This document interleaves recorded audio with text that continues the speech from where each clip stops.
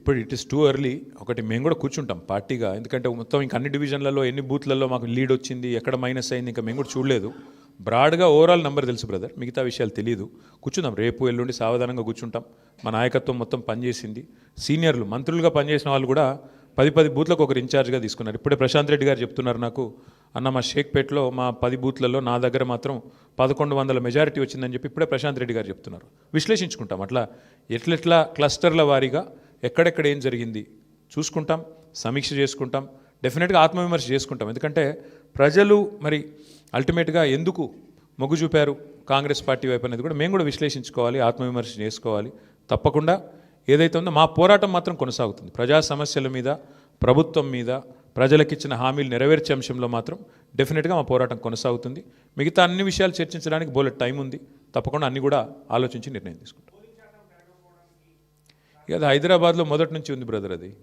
కాకపోతే ఒక్కటి మాత్రం మా వాళ్ళు నాయకులందరూ చెప్తుంది ఏంటంటే, దాదాపుగా మనం ఇప్పుడు 48.4% మీద ఓటింగ్ అయిందని చెప్తున్నారు.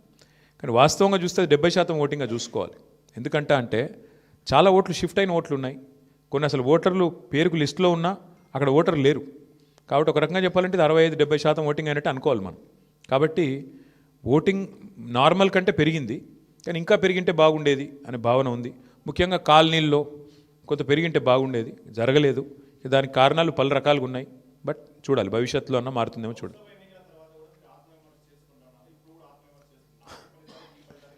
చాలా తేడా ఉంది కదా బ్రదర్. ఇప్పుడు స్పష్టంగా ఈ ఎన్నికలతో ఏం తెలిపోయింది, ఈ రాష్ట్రంలో, తెలంగాణ రాష్ట్రంలో కాంగ్రెస్ ప్రభుత్వానికి, కాంగ్రెస్ పార్టీకి ఒకే ఒక్క ప్రత్యామ్నాయం బీఆర్ఎస్ అని ప్రజలు తేల్చి నిర్ద్వందంగా తీర్పిచ్చారు. దాదాపు నాకున్న అవగాహన మేరకు మాకు 38-39% ఓటు వచ్చినట్టుంది. ఇప్పుడు కూడా ఇంకా ఫైనల్ అయినట్లేదు. 38 వచ్చిందా 39 వచ్చిందా చూడాలి. డెఫినెట్గా మరి మంచి ఓటింగ్ శాతం మాకు వచ్చింది. నేనేమంటానంటే, మరి సింగిల్ డిజిట్లో ఉండిపోయి డిపాజిట్ కోల్పోయింది కదా ఇవాళ ఇంకో పార్టీ. ఇప్పుడు మేము ఓటమి పాలయ్యి ఇంత గట్టి పోటీనిచ్చి అధికార పార్టీ ఇన్ని రకాల ప్రలోభాలు పెట్టినా, ఇన్ని రకాలుగా ఒత్తిళ్లు తెచ్చినా, ఎన్ని రకాల కార్యక్రమాలు చేసినా గట్టిగా నిలదొక్కుని బ్రహ్మాండమైన పోటీనిచ్చాం. అట్లాగే మీరు చూస్తే ఉప ఎన్నికల్లో గతంలో ప్రతి ఉప ఎన్నిక మేము ప్రభుత్వంలో ఉన్నప్పుడు దాదాపుగా మేమే గెలిచాం, 1-2 మినహాయిస్తే. కాబట్టి ఇవన్నీ కూడా జరిగే వ్యవహారాలు. దీన్ని అంత ఇది చేయాల్సిన అవసరం లేదు. పార్లమెంట్ తర్వాత సమీక్ష చేసుకున్నాం. పార్లమెంట్ తర్వాత ఒక్కొక్క నియోజకవర్గం సమీక్ష చేసినాం ఏం జరిగింది అని.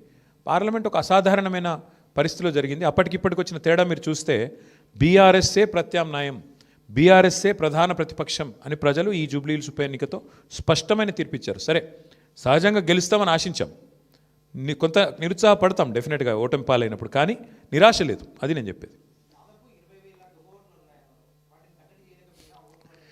బ్రదర్, మేము ఎన్నికల కమిషన్ దగ్గర పోయాము, స్పష్టంగా వారి ముందు ఆధారాలతో సహా పెట్టాము. డబుల్ ఓట్లు ఎన్ని ఉన్నాయి, ఎంతమందికి ఎన్నెన్ని ఓట్లు ఉన్నాయి, చివరికి అభ్యర్థి, కాంగ్రెస్ అభ్యర్థి యొక్క సొంత తమ్ముడు, ఆయనకే 3 ఓట్లు ఉన్నాయన్నది కూడా ఆధారాలతో సహా ఇచ్చాము. ఇక మీరు అడగాల్సింది ప్రశ్న ఎలక్షన్ కమిషన్ని, మమ్మల్ని కాదు. ఎందుకంటే వాళ్ళు చేయాల్సిన పని వాళ్ళు చేయకపోతే మీరు మమ్మల్ని అడిగితే మేము ప్రధాన ప్రతిపక్షంగా పోటీ చేశాము, వ్యవస్థలో ఉన్న లోపాలు ఎత్తి చూపాము, జరుగుతున్న అన్యాయాల అరాచకాలు మా అభ్యర్థి, చివరికి దొంగ ఓట్లు వేస్తున్నారని మా అభ్యర్థి పోలింగ్ రోజు కూడా పోరాడారు. మీరు చూశారు, మీ కళ్ళ ముందు మొత్తం కాంగ్రెస్ వాళ్ళు గుంపులుగా 1000 మంది ఒక దగ్గర చేరి దొంగ ఓట్లు వేస్తుంటే మా అభ్యర్థి పట్టించారు. మరి పోలీసు వాళ్ళు ఏం చేస్తున్నారు, ఎలక్షన్ కమిషన్ ఏం చేస్తున్నది, ఇవన్నీగా అందుకే అంటున్నారు చర్చ జరగాల్సిందే.